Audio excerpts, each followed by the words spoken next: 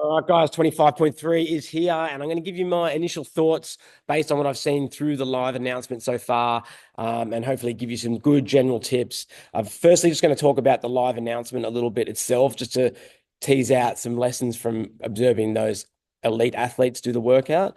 And then I'll break down each of the movements of the workout a little bit and go into some detail on them. So first of all, like Dallin Pepper, 9:25 was his time. Uh, Obviously super elite level, really fast time. But there was some observations about his performance. Really rapid transition times, pretty quick there. Each set of wall walks was under 30 seconds.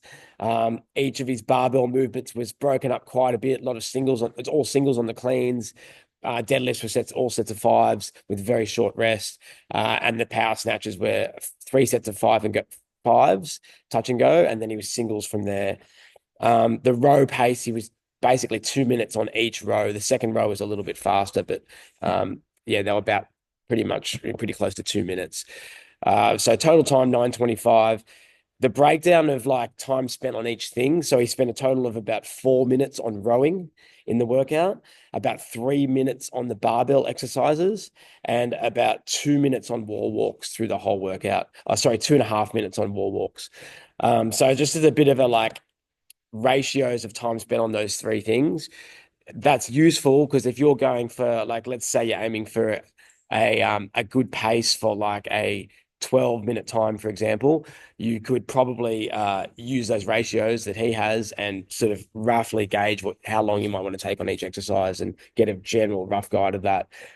So yeah, 4 minutes on the row, 3 minutes on the barbell work, and 2.5 minutes on the wall walks. I think in terms of like target times for different levels of athletes, I think semi-final level athletes, like top 1%, they're going to be wanting to aim for like sub 12, even sub 11 I think the boys will be a little bit faster on this one because of the rowing. So you could probably factor in about a 30 to 60 second difference, up to a 60 second difference between an equivalent level guy and girl on this workout. But sort of rough numbers, top 1% aiming for under 12 minutes.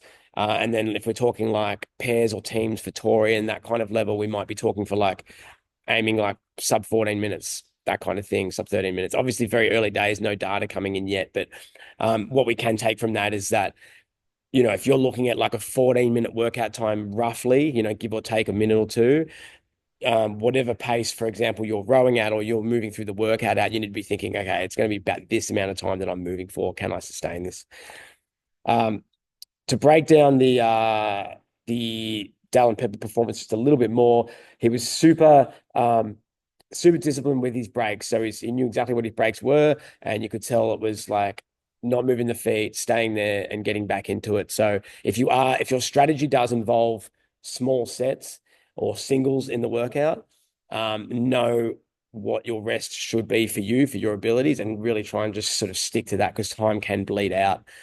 So I'll talk a bit about the barbell stuff again in a second, but just to break down each of the movements. So the wall walks, some of the key things to think about here. You want to be in and out fairly quickly each rep. The longer you're upside down, the more fatigue you're going to accumulate, the more time under tension, and then that fatigue will compound through the workout. So if you're feeling like like the wall walks are getting challenging, don't let them go any slower. Try to keep them a fast tempo, but go in and out and then take your rest on the ground when you're in a passive position and you don't have to expend any energy, rather than letting them get slow and grindy. So try and keep them similar cadence all the way through. And what that usually means is the same number of steps into the wall and the same number of steps out of the wall every time. When that starts to change, that's an indication that your reps are getting less efficient and perhaps you need to start resting a little bit more in between reps. So, part of that is knowing what your cadence is, what your hand position is like when you're going in and out, and keeping that really consistent and knowing how many steps in and out. Usually people take one more step going in than they do on the way out. Coming out takes less energy and you can take bigger steps out. And I definitely recommend that. Going in towards the wall usually requires an extra step compared to the way out. So just being aware of that.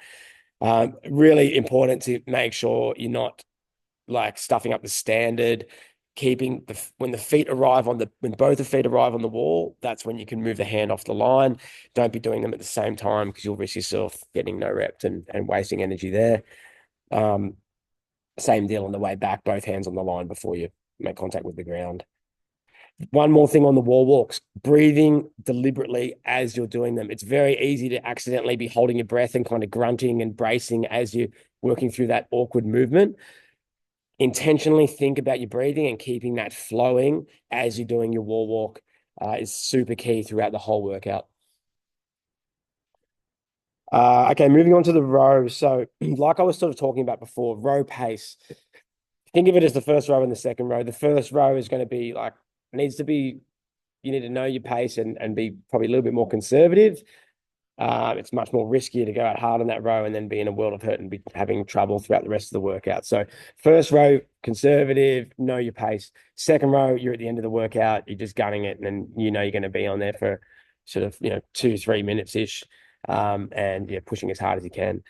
But yeah, the first one. And so what would be your pace? Like going back to what I was saying before, let's say you're aiming for a 14-minute time on this workout, roughly speaking, somewhere between like 12 and 15 minutes. Think of a row pace that you would be able to maintain, or if you were just rowing for that amount of time, what that would be. And that's probably your row pace that you need to be at to start this workout on the first row. So to get a gauge of that, what you can do is just play around with it today. If you're doing the workout tomorrow or in your warm up, get a feel for it. But I would use there's some good pacing charts. If you look at the Concept 2 Instagram at the moment, today, I think they posted a pacing chart, which is super useful for just seeing what the split pace you need to hold to get a certain time. If you're aiming for like a 3-minute or 2.5-minute row or whatever it is, gives you that bit of a gauge. Okay, that's where I need to sit. Takes the guesswork out of it a little bit for you. All right, so decide on what that is for you. And then always, when you're in the workout, it's up to you to sort of be able to feel your internal pacing and be able to adjust that. But it gives you a bit of a starting point to work a game plan off. So that's the row.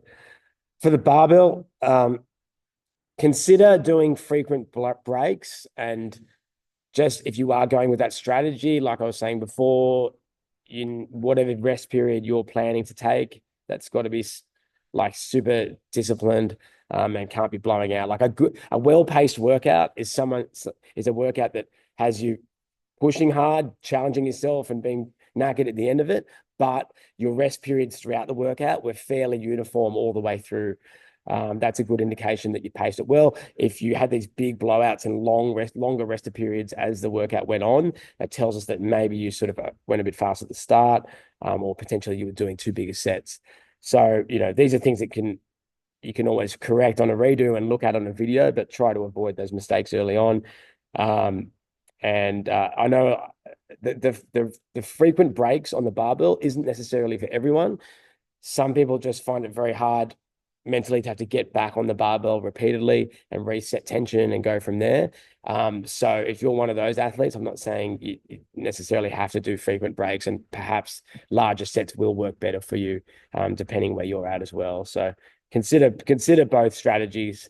But it tends to be, from what I've seen, more successful to have those frequent breaks if the athlete is disciplined enough to keep getting back on it quickly. Just on that as well with the barbell, if you are doing, for example, singles on the clean, it is going to help if you don't have a barbell that's bouncing around a lot and you've got some plates that just don't have too much bounce when they land on the floor. If you do have bouncy bumpers, that's going to potentially slow you down if the time it takes for that bar to settle is slower than the time you need to rest and recover between reps. So yeah, that's definitely a pretty key consideration. And then my final note here in general is just like transition time, keep it low. I think in the workout description, it requires a 5-foot distance between all pieces of equipment, which spaces things out a little bit. But really just that's dead time, that transition. Coming off a wall walk, shoulders are feeling a little bit, it shouldn't be too affected by the next exercise. So, that's your opportunity to get on and get moving on the next exercise. Try to have no dead time in between there. Just while I'm talking about the shoulders, actually, I've just thought of another point there. The fatigue from the wall walks, even though they're sets of 5, it is going to start to accumulate, especially around the time when you're coming up to those snatches, and you will be feeling those shoulders as you're doing those snatches. So just kind of be prepared that that's going to feel a little bit like that.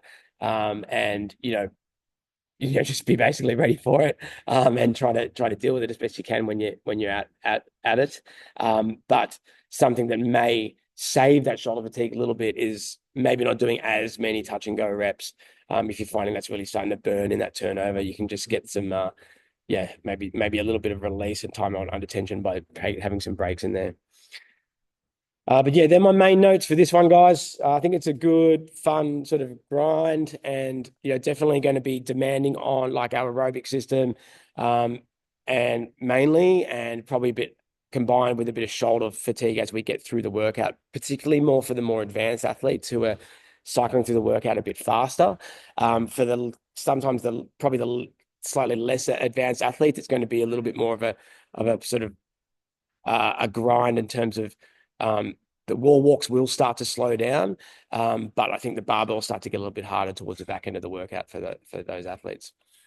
But yeah, I hope you enjoy it, guys. Let us know how you go. Star Strength Athletes will be adjusting the program and the notes on Train Heroic for Friday and Saturday. So you'll be able to see them on the app shortly. And yeah, as always, just let us know your results in the Facebook group and we can continue to talk about strategy there. Thanks, guys.